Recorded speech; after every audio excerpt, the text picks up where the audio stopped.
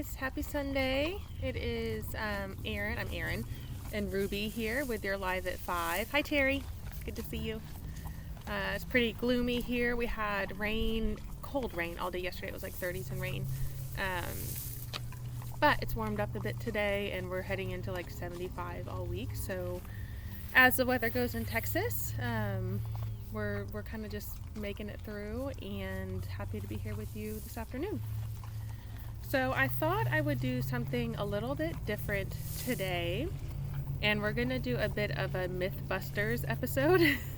So there's a lot of information about horses and about working with horses in the horse industry out there. Hey Butchie, good to see you.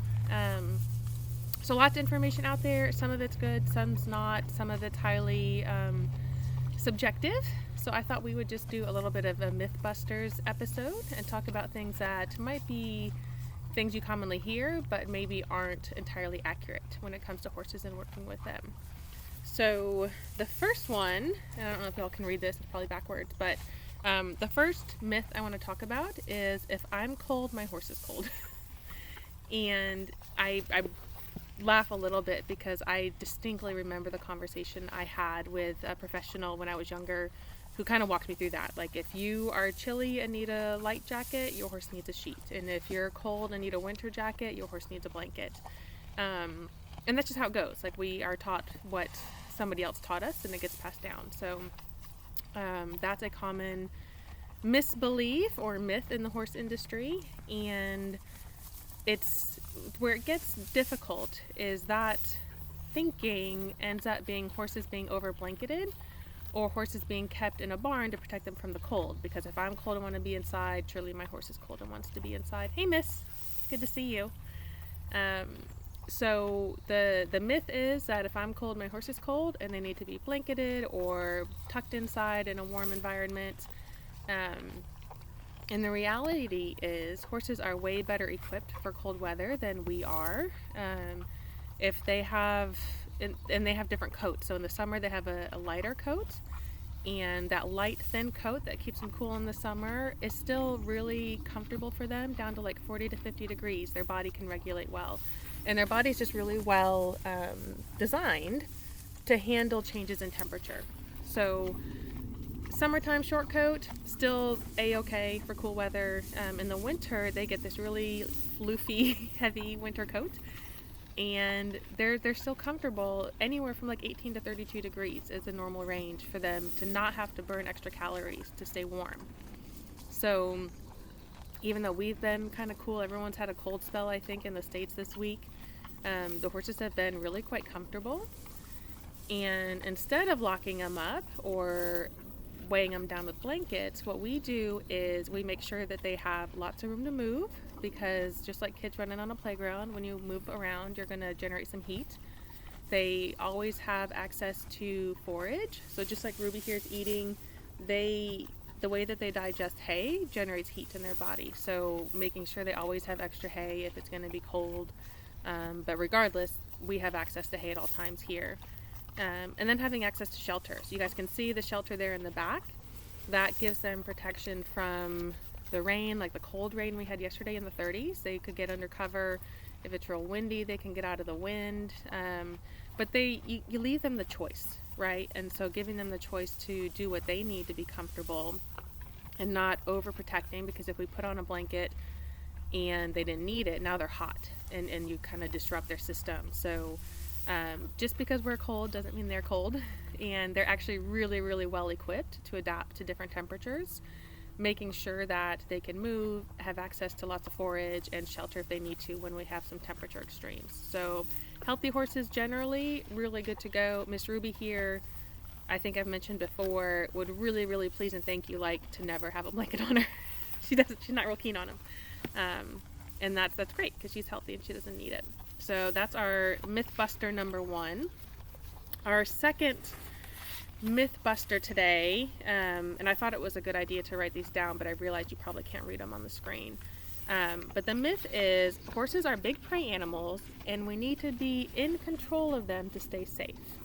So big prey animals, control is the key for safety. And the slippery slope with this is, how do we control a 1,000-pound animal? right? And so it becomes using tools for fear and pain in order to keep them under control. And there's a couple things I want to say about that. One, let's acknowledge, like, yes, horses are big animals. The average horse is 1,000 to 1,100 pounds. And so if they feel the need to defend themselves, and typically as a prey animal, their instinct is to leave or flee. But if backed into a corner, they will fight. Or if they feel like they don't have an option to flee, that's definitely, fight is an option. So 1,000-pound animal, tell me what you're going to do to control that animal when it's in a panic and feels the need to get to a different place that's safe. And I have yet to see anyone either successfully stop a horse in panic, or to do so without using massive amounts of pain, pressure, fear to do that. And so that's really a slippery slope to dangerous habits. And I tell you, a horse that's acting out in fear or pain is way more dangerous than a horse that is not in that situation. So this mindset that control is the key to safety can get us in a lot of trouble. But we have to acknowledge these are big animals. They do have instincts that, to keep them safe, can be problematic for us if we don't know what we're doing. And so the point I wanted to make with that is horses that feel safe are much more safe for us. And that's one of the reasons why safety is such a big theme in our program, besides just the general well-being, that if we want to be safe with horses, it's really critically important that they feel safe with us. And beyond that, it is our job to understand their instincts, understand the things that might make them reactive, set them up for success, and then have really good skills in order to manage the situations that come up that we can't control or predict. And so a lot of it is in preparatory work, but we often will have people come out here for the first time and say, oh, I understand horses, you have to control them to be safe. And I just really want to dispel that myth, because as common as it is in an industry that relies on dominance and control for manipulating a large animal, it's really A, unhelpful, because you're going to make a horse more dangerous, and B, unethical, because it's using fear and pain and really negative things to try to create a better situation. So yes, horses are big. They are flight animals. We do need to be really wise in how we interact with them. And no, control through pain and force and fear is not the answer. That's our summary there. And the last one I want to talk about, now I'm going to step on some toes today, because this is a really common thing that's talked about, especially in equine therapy circles or equine assisted learning programs, okay? And that is, the horse is a mirror. And I've got two cameras here going, so you guys will see my eyes darting and the picture changing, but that's because I'm looking at two cameras. So you will often hear in therapy circles that the horse is a mirror. And the kind of the angle that's being worked there is to say, when you come to a horse, they're a mirror. So if you've got anxiety, if you've got anger, if you've got fear, if you've got control issues, like, those things are going to come up, and then the horse is going to reflect those back to you. And I appreciate that there's some good intention there, because when we work with horses, those things often do come to light, and it gives us an opportunity to reflect on that and make personal changes if we choose to do so. But horses are not inanimate objects. They are not something that's simply here as a flat surface to reflect back to you and give you an opportunity to learn and grow. And horses are really unique and dynamic creatures, just like we are. And so they have their own temperaments or personalities. They have their own histories, and whether that's good history, bad history, traumas, all of it that affects how they respond to their environment and the people in it. They have how they feel in any given day. They have how they respond to a person, whether they're in relationship with that person or they're new to them. And so I've heard this twisted in a couple different ways. I've heard it used to say, hey, if you're fearful and you go to that horse is going to be fearful. So you need to get your fear in check. And flat out, absolutely not a true statement. I've seen horses that a fearful person approaches them and that horse gets really soft and comforting and soothing to that person.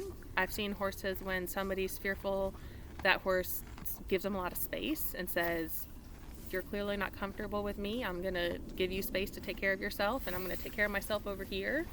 I've seen it make the horse kind of agitated and uncomfortable. And that's all, again, based on that horse's history and what that horse brings to the table. And so I think when we talk about horses as mirrors, we're really doing them a disservice by neglecting their individualism, their sentient being status, and really just going back to using them as a tool. And like, no being is a tool. So what I suggest, maybe a different way of looking at this is horses are absolutely very sensitive animals, and their sensitivity is what keeps them alive. It allows them to read the environment, to read other horses, to read threats in the area or predators, to read us. And so they are really a horse that is not in shutdown, meaning they're not in a survival state where they're tuned out to the world because the world's not been safe for them. They will be very sensitive and responsive to a person, but what that response is going to depend on that individual. And we don't want to take for granted that we can manipulate horses or use them kind of in a box to create a perfect outcome or a perfect feedback. So the way that we look at the horses is it's our job to do a self-check, to know, am I coming in with fear or anger or anxiety or hesitation or whatever it is that I'm carrying. Be aware of that. That's really important. And we don't expect the horse to carry that for us. Like, that's ours. And so we need to be aware of it. We need to adjust ourselves so we're not putting that on the horse. And then we need to be really adept at reading the horse's signals. And are they comfortable with us as we are in our approach today? Are they uncomfortable? And what do we need to do to adjust accordingly? And there's so many really, really powerful opportunities for learning and growth when we work with horses that I just want to be really intentional about what that understanding is. And be careful with our language, because any time that horses are described as an inanimate object, it kind of goes down that path of now we can commodify them, now we can use them, now we can manipulate them to get something that we want from them. And that really leads us into unethical practices, first of all, and we miss out on all these really wonderful benefits of what they are and what they do offer. So that's my soapbox today. So those are just some things, they're common things that I hear in and out of my work and in the horse industry that I thought would be interesting to share. And I'm always looking for things to talk about or things of interest to you guys. So if there is something you'd like to hear more about, certainly let us know in the comments or drop us a note. And we'll try and catch it on another Live at 5 episode. So Ruby here is obviously doing her thing as she always does, just kind of tucked into her hay. I'm going to let her head out onto the track and finish up chores for the night. And we'll look forward to seeing you guys next week. So take care, have a great week, and we will see you next Sunday live at 5. Thanks so much. Bye.